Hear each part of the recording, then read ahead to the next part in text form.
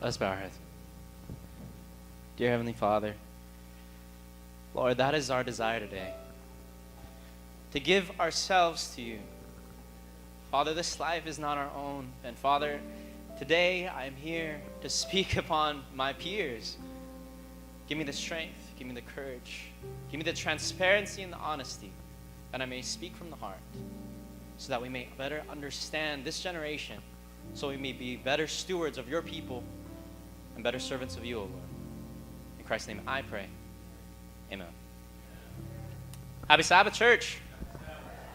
I just want to say to All Nations, SCA, thank you so much. I love your guys' praise band. Can you guys, I don't know if you guys are clapping church. Can you guys give them a hand? You guys are just, whoo. I love it. Thank you so much. Because more about me a little bit for the bio. I come from my church is a Filipino church. And they're not very much into music, or if I'll put it bluntly. And so as a young person, when I went to Andrews, I church hopped a lot. And many times the church I find myself going to was New Life. I don't know if you guys know Chaplain Polite. And so I really deeply missed being able to worship in the way that I've become accustomed to sing my heart out and give my heart to God. So I just want to thank you guys so much for giving me that this morning and making me feel welcome. When Pastor Kevin asked me to speak for your guys' church today, he told me that you guys were going over the book Growing Young. Have you guys felt about that book so far? Have you been blessed by what you've heard so far? When he asked me to do the chapter Empathizing with Young Adults, I was, one, excited, but also, two, very hesitant. Because the thing that went immediately into my head was, are you sure? Are you sure you want to hear honesty? And he said, what better way to hear about young adults than to hear from one? Because I'm a young adult. I'm the demographic that's quote unquote leaving. I'm fresh out of college, just graduated last May. It's April. That's not even been a year yet. And so I'm very privileged and very blessed to have been able to full dive into ministry and serve God to the best of my abilities. But I will just say is it's completely different hearing about the church and then being in it. Being in the church is a completely different thing, because while I was in Andrews, I was so hopeful, so optimistic. And then when I came into the ministry and saw it for myself, it was a completely different thing. So when I heard, when Pastor Kevin asked me, again, the first thing that went on in my head is, are you sure? Because I think, for me personally, I think much of the church doesn't want to hear honesty. It doesn't want to hear transparency. For example, in my own church, this was just within the first 2 weeks. Again, most of my church are senior citizens. Many of them are retirees. And when I first came to church, all the youth talked to me. They were very honest. They were very transparent. The visitors I would talk to very personally. And then when I talked to them, all of them said something very similar. And this is not just my church. I'm just talking from my own personal experience. But they said they didn't feel warm. They didn't feel welcome. And then I remember my first board meeting, they asked me, what is the responses you've been hearing? And guess what I told them? I told them that unanimously, united the responses, they don't feel welcome and they don't feel warm. And immediately, one of the elders, she stands up angrily saying, no, we are a warm church. And then I said, I don't think a warm person would respond in that way.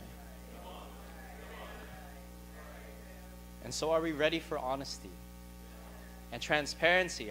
Does the church want to hear from a young adult? Do they actually want to hear it? Who are you even talking to? Are you talking to me? Are you talking to a member? There's this TV show that I used to watch a lot. It's called The Office. I don't know if anybody else watched that show. But there's this amazing scene that I know it's played for comedy, but I thought it was just so profound. There's a scene where Stanley, who's a worker, talks back to the boss named Michael. And then Michael puts everybody outside the house, and Stanley says, "I don't like you, Michael." And then Michael says, why don't you like me? He says, "Because I don't respect you." And then Michael says to Stanley, the boss says to the worker, he says, "Maybe you don't respect me because you don't know me." And then Stanley says, "No, Michael, I've known you for many years. And the longer I've come to know you, the less I've come to respect you." Let me say that again. The longer I've come to know you, the less I've come to respect you. And I'll be honest, church. If I can be honest, that's how I feel. The longer I've seen the church for myself, the less I've become hopeful. The less I've become optimistic.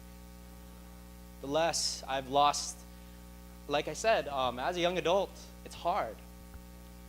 Because we're fighting against a huge majority who not only doesn't understand us, but doesn't seem to care to understand us. And so I don't think it's the other way. It goes both ways.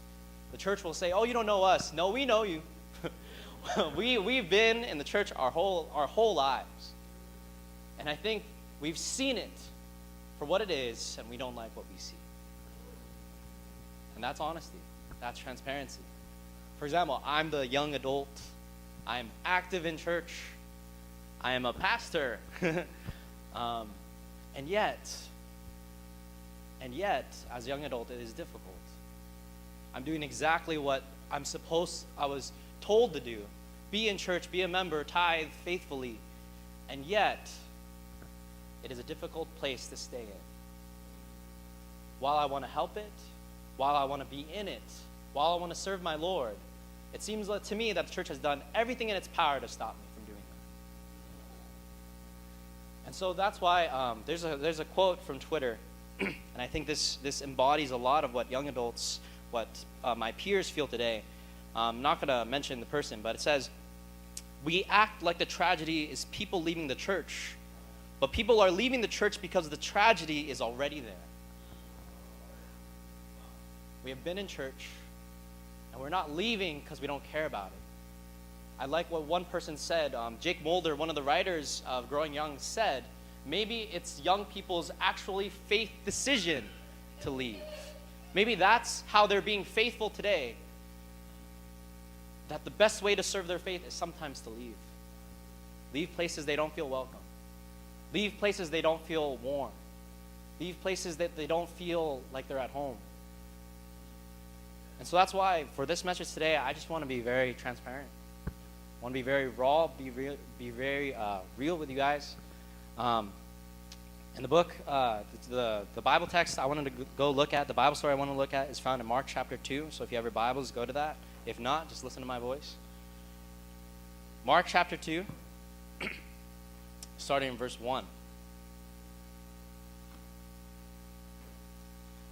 And I'll be honest, I still read this story over and over again because I remember being introduced to this story by the president of Andrews University, and it just opened my eyes a lot to how I feel personally as a young adult. And the Bible says, "A few days when Jesus again entered Capernaum." I'll just read from here. "The people heard that he had come home."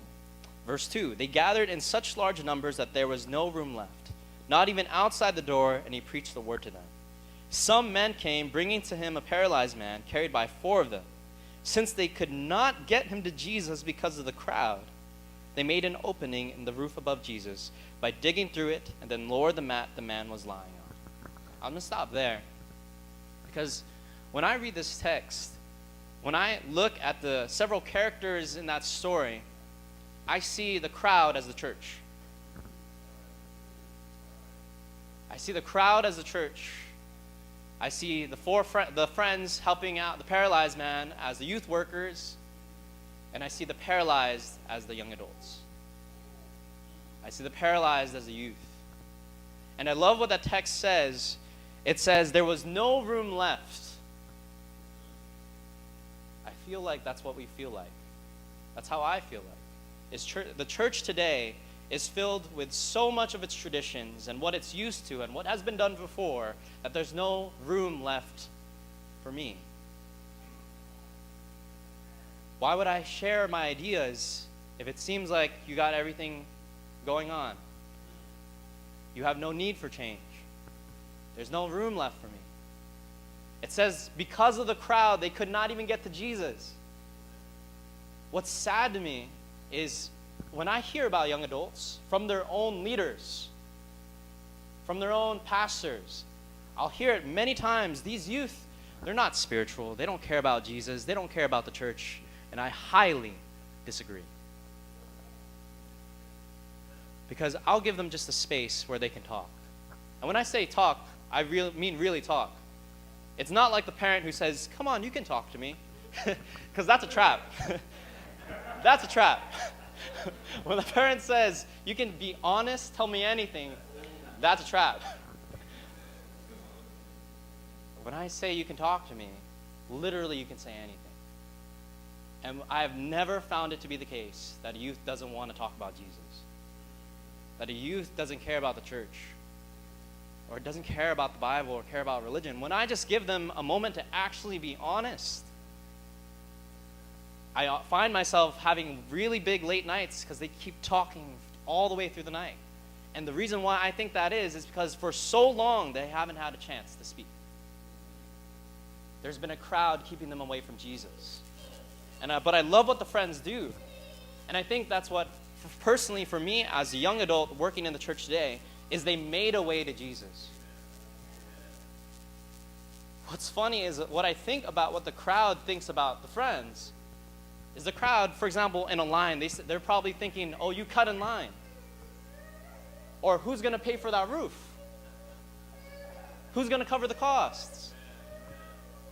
Someone's going to have to fix it. And yet all they're trying to do is to help their friend. All they're trying to do is help this paralyzed man, their friend, get to Jesus.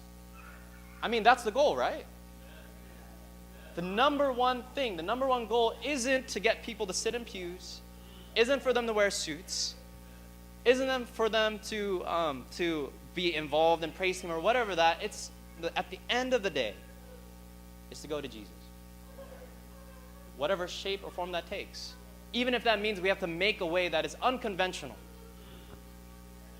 And so actually, I did something interesting. This was kind of impromptu. I just wanted to see what kind of response I would get. I asked on Facebook Facebook and my Instagram, but I'll start with Facebook first. Asking the question, I'm doing a talk this Saturday about understanding young people today. For those under 30, what is something you wish you could tell the church? You guys want to hear some of it? I'm not going to say names. I'm just go, one person said. One young adult said, that it's okay to feel like you need a break from it all, especially when you've been raised in the church without being given an honest choice to decide what you want to believe. Another person, accept your youth, both broken or not. Invite them in instead of giving them dirty looks or giving them the cold shoulder. Be kind to your youth. Another one, judgment and thinking you're better than another Christian because you do or don't do the actions of another. It's ironic how I feel like I'm going to be judged just by commenting on this post. Another one, it's okay to not be okay. Don't be hypocrite, don't be judgmental. Those are just some from Facebook, which people can see. These ones are from Instagram, those that are anonymous. The question was, again, if you're under 30, what is something you'd like to tell the church? Okay, this one's not very nice, but y'all older ones, too obnoxious and self-entitled. pretty blunt. Another one, drums and beats aren't bad. Amen. I wish there was accountability without judgment. Another one, we need to be able to adapt to the times we're living in now. Another one just says simply, do better. Another one, keep sermons short, sweet, but also meaningful. Another one, address the elephant and elephants in the room. Another one, it can feel lonely sometimes to go to church. Another one, be real. It's okay to be transparent about things. Talk about taboo topics, and it's okay to be yourself. Another one, again, simply grow up. Another one, being told to do many things that don't add up in becoming a true Christian. Oh, the next question I asked, because so many people had responded, I asked, if you have distanced yourself from church or separated yourself from church entirely, what was the reason? There's not enough people my age in church, so I feel kind of out of place. Another one, doesn't have anything other churches don't have. Another one, adults demanding for, I really resonate with this one. Adults demanding for you to participate as opposed to encouraging them, then criticizing you how you participated. Whew. I highly resonate with that one. Rude, unkind, and judgmental older members. One's pretty honest. I wanted to have a good time. Another one, I'll do two more. You have to be, just the thought, or I started at the wrong place. Just the thought of you have to be there or else type of vibe with my family. And last one, felt like I could not trust anyone. Those are real youth's responses. And I don't know about you, I notice a theme. None of it had to do with theology. It all had to do with how they were treated. It all had to do with how they felt in church, the atmosphere they walk into, the reactions and the attitudes and the behaviors of those who are supposed to be their leaders, those who are supposed to be their pastors, those who are supposed to be their shepherds. And just like the friends, they feel like to get to Jesus, there's a huge crowd in front of them. They feel like there's a huge obstacle in their way. And as myself, a young adult, I feel like there's huge obstacles in front of me. And the question I ask myself, what do I do then? Do I stay and risk my own spirituality? Or do I leave and in layman's terms, just go straight to Jesus? And I think that's what a lot of young adults are choosing. They're not stopping from praying, actually. Statistics don't show that. They're not stopping from being spiritual or questioning their beliefs. They just don't want to have anything to do with their members in the church that they have grown up in. Recently, something in March took place at Andrews University. I thought it was so relevant to this talk. There was a speaker who came, a very important one. I don't know if you know him. Ted Wilson came for a visit. Ted Wilson came to do a Q&A, which is a question and answer. And it's not just him, so just kind of a little background. The typical format for speakers is basically they are given the questions beforehand, so they have time to think over it. And so when the Q&A happens, they just read off the preset questions that they were given, and then they answer them. So it's not just him. But the thing is, it's him. The thing is, it's him. The youth did not want to hear preset questions. The youth did not want to hear practiced questions. Once he was ready for it. So you know what they did? I love my university. Is they didn't have a mic to speak, so they brought one. They put it smack down in the middle, and all the way from the front all the way to the end, there was young adults, all in a line waiting to hear Ted Wilson hear them. But do you know what happened? The entire time, they stood patiently, did not interrupt, was not rude, did not speak up, did not say a word, just stood there waiting. And not once did he acknowledge them.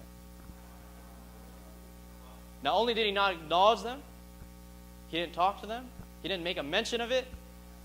All the way from beginning to end, there was no mention of them. while they were standing in front of them, and I love what someone posted about one of my peers. A lot of my friends were actually in it. Again, I love my school, love my friends. One of them had said his whole talk was about the importance of young adults in church. And yet, there was a whole row of young adults in front of you wanting to talk to you, and you didn't acknowledge them. That's why Spectrum Magazine called it the unacknowledged protest. I think that's how young adults feel. Unacknowledged. Who are you talking to? You're talking about the importance of young adults, and yet there they are. And you're not talking to them. Andrea Luxton, who's the president of Andrews, said this at the very end. She said, when I was younger, I sometimes did some acting. In plays. And one of the things they said to you is when something unexpected happens, ignore it and just carry on. And to some degree, we did that today when some of our young people came down here. I had no clue that was going to happen. Neither did you, Ted Wilson. And yet, we just carried on. They aren't here to speak, but I think what they are here to say is how important they want their voice to be in the church. They're passionate about the church. They're passionate about the things they may not always agree with the things that we who are a little bit older and grayer might do.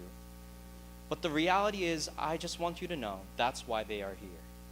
It is not to disrespect you, but it is a statement of importance to them of the church, their role in the church, their part in the church, and that's why they've been standing here. So that their voices are heard, that they are seen, and that they are acknowledged. It's funny because in the book, that's exactly what it says of what young adults desire. It's 3 things: identity, belonging, and purpose. What's funny though, I brought this up to my church, and then I think this shows a huge difference between our generations. Just this response. I brought this up to my church, and one of the older members had said, but we want that too. We want to feel at home. We want to feel comfortable. And I just asked her, but would you leave your local church for that? Well, she said no. And I said, well, that's the difference. Is even though you're uncomfortable, even if people wrong you, I find that very interesting. Even if people mistreat you, you will still stay.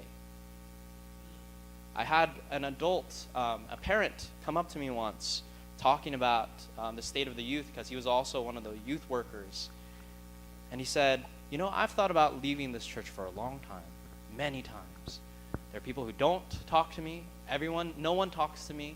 A lot of people act like I'm not there. I've been mistreated. I've been talked about, gossiped in this church, and he's like, and I've thought about leaving many times.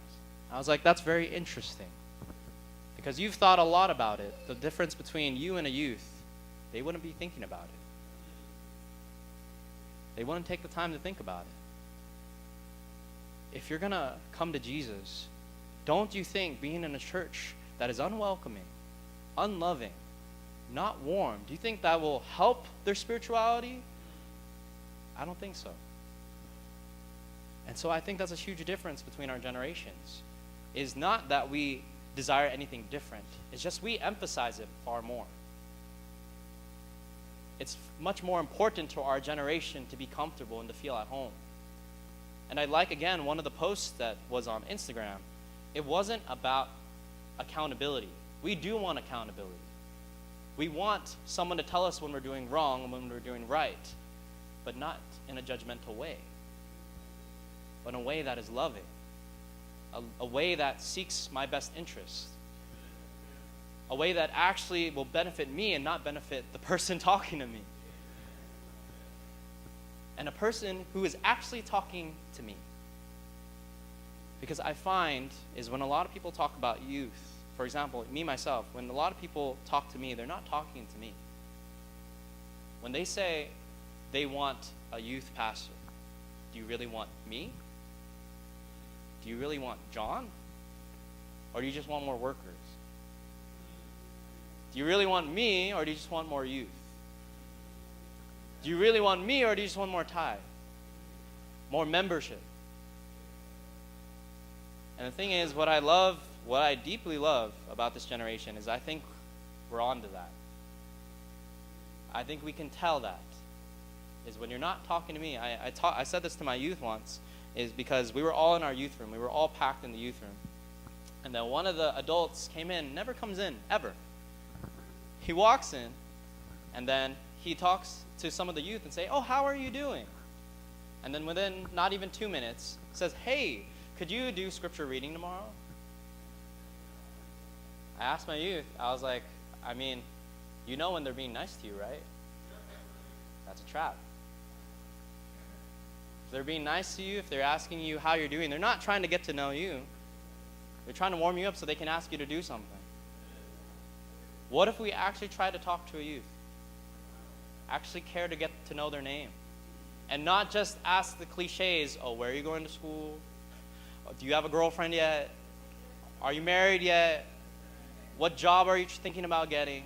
But actually try to get to know their life. Some of the statistics from the book I'm going to share says a little bit about, again, a difference in the way we act, the things that we're interested in. One of them is 92% of teenagers go online once a day. In other words, every single day, majority of us are online. 24% confess to being online constantly. And so 92% go once a day. 24% are on it almost 24/7. 71% uses more than one social media platform to keep in touch with friends. And I want to stop there for a second, because I think it's very interesting. It's because for youth, this is our form of communication. It's social media. For example, me as a youth pastor, I'm not emailing them. I'm not Facebooking them or messaging them on Facebook. I have to talk to every single one of them, I have to message some of them on Snapchat. I have to message some of them directly. I have to DM some of them on Instagram. But that's the way it is today. Is if you really want to talk to them, you have to actually try. You have to find what is your form of communication, and I will work with that. And I find it very annoying, lack of a better term, annoying when people say, "Oh, just email." They're not going to email you. If you ask them to email you, they're gone. You're never going to hear from them again. And so if we're going to talk to youth, we have to get down on their level, ask what is your form of communication so we can get connected. The next statistic, average amount of text a teenager sends is 30. And they mentioned for 15 to 17-year-olds, 15 to 17-year-old girls, that rises to 50. But I like why they say that is. Why are we online so much? What I find interesting in this generation that I just recently observed is we don't have a lot of small talk anymore with youth. Because small talk back in the day was, again, what school are you going to? How's your family? Have you have a girlfriend yet? All those sort of things. Do you have a boyfriend yet? And yet today, because of social media, I can talk to someone. I visited some of my family in Florida just a few weeks ago. And even though I haven't seen a lot of these people for years, I'll talk about that thing that happened on Instagram. I'll talk about that thing that happened on Snapchat. Or did you see this? Did you see that? And so we just cut through all those niceties, all those formalities, and we can actually have a conversation. So I like what Growing Young says. It's not about, because a lot of people think phones is just video games, which it partially is, but it's also about getting connected with one another. It binds us in a way that I can know what's going on, like right now at Andrews University, with people I don't ever get to see in my day-to-day work. And yet, I still feel like I'm connected with them. Back in the day, I used to have to send letters. We can FaceTime somebody. We don't have to wait to contact or to message someone or to keep in contact with somebody. And I think I think it all ties together. I think that's exactly what youth desire today, what I desire today. To feel truly connected. To feel like I'm heard. To feel acknowledged. Not to feel invisible, not to feel like no one's looking at me, like to feel that you're actually talking to me, John. You actually want to hear my opinions. You actually want to hear my real responses without me having to filter them or put aside your feelings. And that's why I love what the end of the verse says. It says, when Jesus saw their faith, he said to the paralyzed man, "Son, your sins are forgiven. It says Jesus saw him. He saw their faith. And so the beautiful thing for me, what keeps me going, what keeps me encouraged, what gives me strength and vitality is even though my church may not see me or the church may not see me, my God sees me. Jesus sees me. He knows who I'm doing it for, regardless of numbers, regardless of results. Because he sees the youth that I spend my late nights talking to. He sees the youth who feel paralyzed and feel like they can't operate in the church because the church doesn't want to get to know them. Jesus sees that, even if no one will see that. And so I think if we're going to move forward in church, if we're going to do something about the current climate, what's crazy to me is I think the solution is actually very simple. Unfortunately, it's not very easy. It's like, I put it this way, it's as easy as making friends. And for those of you who know, that's not a very easy task. That's it. Just be a friend. Talk with no agenda, and just actually try to get to know what interests them. For example, I don't play Fortnite, and yet I find myself talking to about an hour with like 10 little kids about Fortnite. What's V-Bucks? What's all I don't know. But that's what they're interested in. And that's where we'll start. Again, I think the solution is very simple, but not very easy. Because the difficulty doesn't lie outside, but inside. It lies within our character. It lies within our attitude. For example, when people usually hire youth pastors, that's including myself, they think, oh, we're going to hire a good youth pastor, everything's going to be fixed. No. just first of all, what I find interesting, though, is for my youth, for me, what I did, I made a youth room for them. A place where they can feel safe, where they can feel known, where they can feel comfortable. And what's funny is all of them, almost half of them, won't even go to the church service. They'll wait for me in the youth room. And the thing is, I tell myself, well, I guess that will be our church. If they don't feel welcome in the church upstairs, I'll make a church in the youth room. I'll make a church in my office, in my conversations.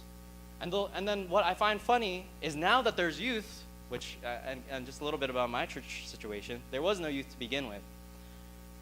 When there's youth, they say, oh, why don't you ask them to come upstairs? There's a reason why they're not going upstairs. And there's a reason why they weren't here a second ago. And they're like, oh, why do you have a youth Vespers? Oh, why are we separating them? I was like, well, there wasn't youth to separate. If I join the Vespers now, what's going to happen? They're just going to leave again. And so for me, when I look at the story of the friends who helped this paralyzed, I think that's exactly the word I feel about when I look at young adults. They feel paralyzed. And the whole crowd is ignoring them. The whole church is, just like Ted Wilson in that moment, just kept carrying on. Just kept going as if nothing happened. What's funny, I shared the phrase, the show must go on, and almost all the older members of my church love that phrase. They're like, yeah, let's just get the show rolling. Let's not focus on all these things. And I'm like, if you ignore these youth, then don't be surprised if they leave. How can you want people you don't even talk to? How can you expect them to be involved when you won't even have a conversation with them? How can you expect them even far down the road to tithe or even come back when you don't even know anything about their life? Many of them don't even know their names.